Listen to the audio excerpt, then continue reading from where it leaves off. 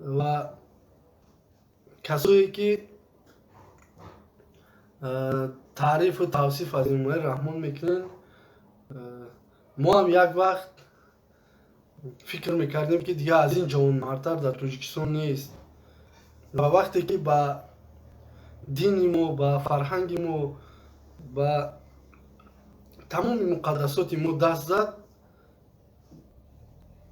ما حتی که این بدبخت میگن کافر گفتن درست نیست. یک انسان کسی که لا اله الا الله میگه کافر گفتن درست نیست، ولی همین کارای همین رحمان رو میکنه، کافری کار نمیکنه. من نمیدونم دیگه ایرا با کدام دلیل شما مسلمان میگین. ببینید در نوحیه دنگره یک سفر داشت سال 2015 یا 16 در دهه غرغره یک مکتبه باید قایچی سرنوک شخطی باید لنتش هم میبرید. سفر داشت در امو کسی که میدونه بچه های دنگره رای طرف دنگره بلجوان در سر راه گردش دهه حسین شیخ، همین خیلی دهه اگر خطا نکنم باشم بچه های دنگره بنویسن. در گردش همین دهه خیدو رحمتی اسدالله غلاموف یک مسجد ساختگی است.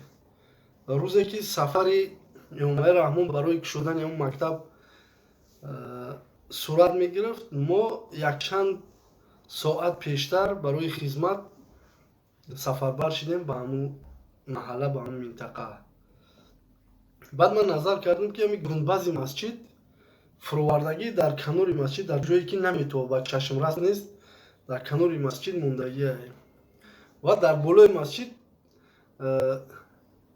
یک نپیسی که بوده اینجا اداره جماعت اون محل نوشتن آویختن در بالای مسجد.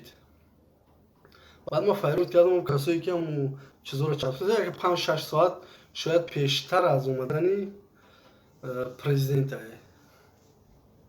ما گفتم با چی خودت شما گنبد افرو آوردین در اینجا مسجد باشه، شما گنبد افرو آوردین در بالای شعار جماعت. گفت که اینجا جماعت برای چی آویختین؟ گفت که یکی هم گفت که چون در فرمای نظامی، در فرمای پلیس میبینن، گویا که تمام همون منافقای هم گویا که تمام همون عقیده دارید، یکون فکری غرضی با این کار فعالیت نداری. آشکار گفت که کلان بیایه ببینه مسجد نسترنش میگریزه. به همین خاطر اگر کلان گشت رفت با گنبد جوش نمیمونیم. ببینید که یک کسی که خونه خدا رو میبینن نسترنش میگریزه مسلمان است. من ایرا بعد چشمم انشاءالله در روز قیامت جواب میگم که همین عملو را، همین کارو را، همین واقعیت را ما با چشم سرم دیگه مشاهده کردیم.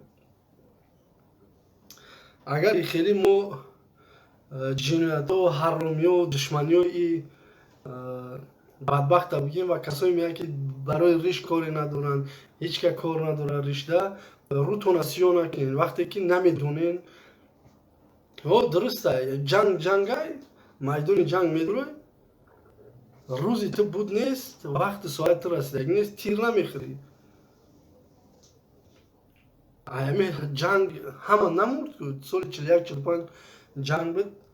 چقدر قهرمانو، چقدر اشتراکچویی که ما داشتیم زنده تا شاید آخرانش حالی مانده باشه، نموردن که در جنگ. همین مسئله ریشم همین خیلی شاید تو نغلطیدی در امو رید، شاید تو در امو حالت نغلطیدی، ندیدی و نخوردی، این معنی را نداره که چیز کاملا در تاجیکستان وجود نداره. من شخصی هستم که هر روز امر میگرفتیم که سه پروتکل رانندگی که ریش دارن پروتکل کرده شود، پایانشون ده یک گلش که یک اشاره کرده شود که اینو ریش قطعی که می نویسی که مثال فلان قاعده بیان کنی نمود و این چونین با ریش های دمیده وسط نقد رو اداره میکردی. چی معنی داره؟ تو ба риши як кас чикор дорӣ, ба пашми тана як кас чикор дорӣ. ва бисёр гапӣ намекунем. Иншоаллоҳ дар суҳбатҳои оянда боз дар ҷиноятҳо ва аз номардиҳо ва аз кӣ будани ин ҳукумати шайтон, ин ҳукумати беғайрат бо суҳбат мекунем. Фақат ба тариқи ҳавасмандкунии шумо, агар суханҳои мо ҳақ боша ё ки дар куҷои хато бошем, қазоата ба шумо менем. Шумо дар поёни ҳамин видеоро ки тамошо кардем, дар поёнаш назариётона, интиқодотона, чиз мақсади нияте ки дорем бинависем. Иншоалло ки мо мехонем. Мо мардуми ислоҳпазир ҳастем.